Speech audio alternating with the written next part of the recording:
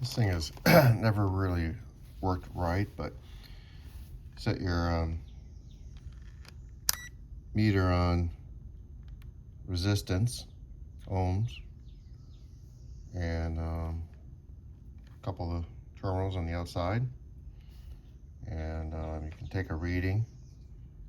And obviously this should change very smoothly. And you can see it's not doing anything. 6.6. And it should be gradually going down. All right, so at the end, I guess it turns off. It goes into infinity, which is probably correct. It turns back on, 6.3. But you can see it should be gradually changing. So I get a little more all the way on, and then the rest just doesn't work. Let's clean up the case first.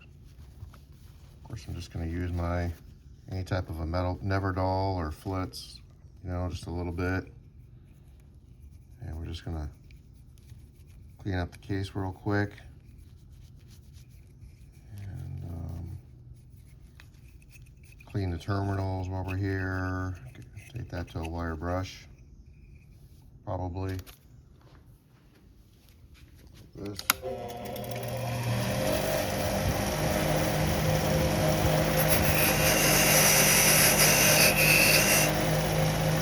Might clean up the threads a little bit, like that.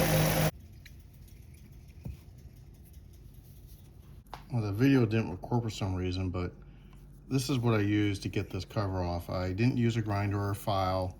Ended up just using a large drill bit, a big one, like a 3/8 of an inch. And then I stuck it right on there like this, and I just slowly turned. It's a very soft metal, and it just started to whittle away. There you go. There's just enough just to take the hump off of it, so it's basically pretty smooth right now. And then this will just pop off. Using the drill, we got these be pretty flush with no damage to the cover, which is nice. You should be able to, well, you can see it's loose now. You should be able to pry it in there and plop this off. You get a little board on the back side here, and then this comes out. It only goes in one way. And then this piece on the bottom can come out too. Anyways, let's talk about some of the products you want to collect. So on the back side here, there's a bearing in here, and what you want to do is take this out here and pack some more red grease in here, and then push this back down and just kind of clean up the mess a little bit. For that, I've got Redline synthetic oil grease. It's good. And I've got some red rubber grease, which I'll probably just use that. Go from there. Now to clean up the board itself and the electronics, combination of Neverdoll wadding, which is really good, especially for the contacts here, and just some metal safe, plastic safe, fiberglass safe polish. I use the Flitz a lot, and I'll probably use that to polish this stuff up here. And then for a final cleaning, of course, electronic cleaner. I've also got some lubricant stuff that's good too that I use a lot, precision lubricant. That's a problem.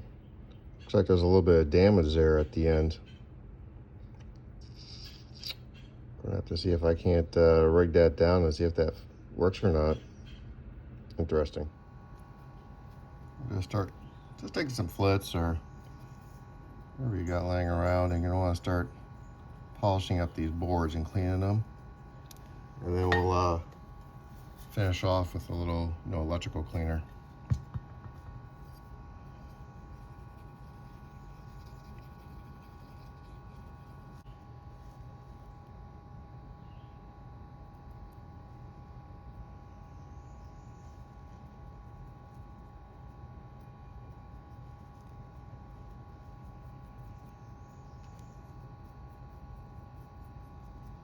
Enough of this thing.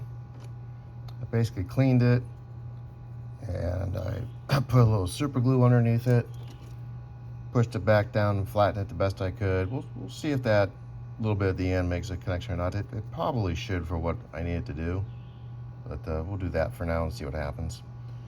I own some CRC, plastic safe, precision lubricant, electrical, improves electrical. So I sprayed all my products with this stuff. But if you have some dielectric grease too, that'd be good too.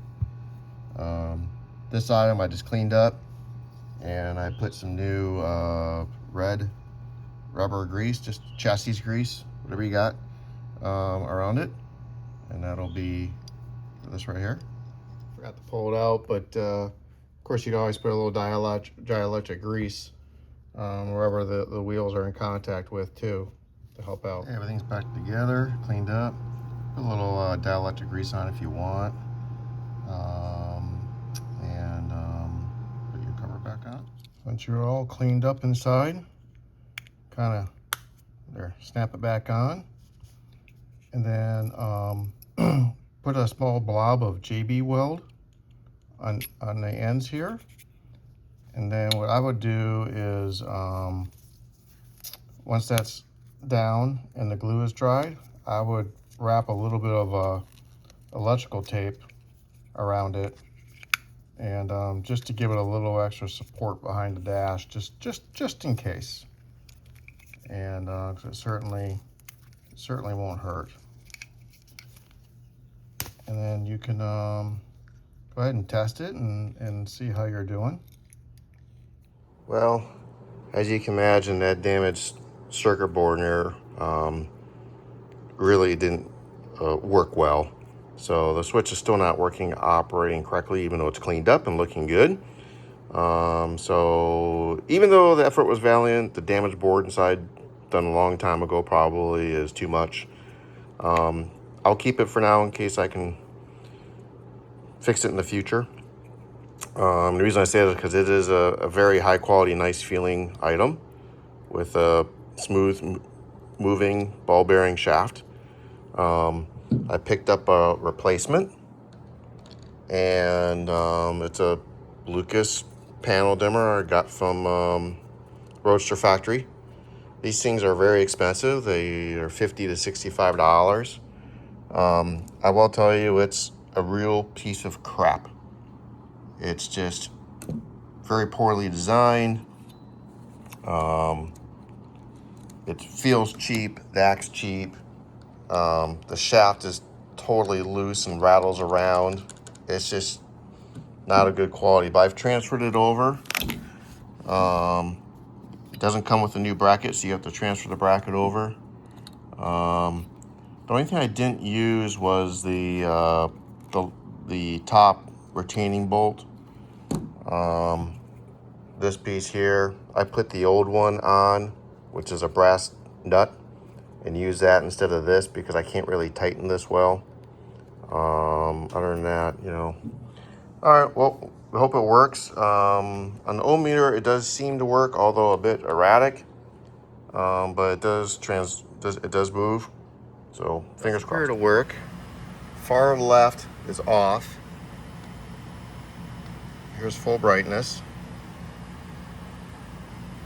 And if I turn it, it does dim. So it does work. I would never use it probably, but it does work.